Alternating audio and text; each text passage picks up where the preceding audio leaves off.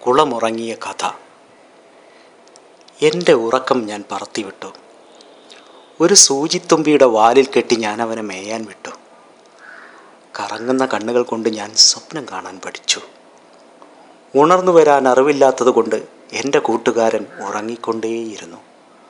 സൂചിത്തുമ്പി വാലുകുടഞ്ഞ് എൻ്റെ ഉറക്കത്തെ വലിച്ചെറിഞ്ഞു. ഉറക്കം അമ്പലക്കുളത്തിലെ ആമ്പൽത്തണ്ട് പോലെ കുളത്തിൻ്റെ അടിത്തട്ട് തേടി യാത്രയായി. എന്തൊരു തണുപ്പ്! എനിക്കുണരാൻ തോന്നുന്നു. ഉറക്കം കുളത്തിനോട് സ്വകാര്യം പറഞ്ഞു.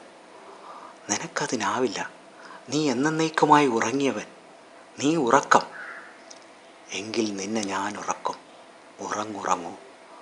കുഞ്ഞലകളിൽ ആടിയാടി കുളമുറങ്ങി. കുളത്തിൻ്റെ ആഴം കണ്ട് ഉറക്കം പൊട്ടിച്ചിരിച്ചു. നീലാമ്പലിൻ ചൂട്ടിൽ ഉറക്കം വീട് വെച്ചു. കുളമുറങ്ങി ഉറങ്ങി ജലം പച്ചയായി. പച്ചയിൽ ജീവൻ തുടിച്ചു. പുതുമഴയിൽ ജലം പൊങ്ങി. പച്ചകൾ ഒഴുകിപ്പോയി. ഉറക്കം ആമ്പൽ തളിരിൽ സ്വയം ബന്ധിതനായി. എൻ്റെ ഉറക്കത്തെ തിരിച്ചു കിട്ടാനാണ് ഞാൻ ആമ്പൽക്കുളത്തിൽ ഇറങ്ങിയത്. ഇനിയൊന്നുറങ്ങട്ടെ.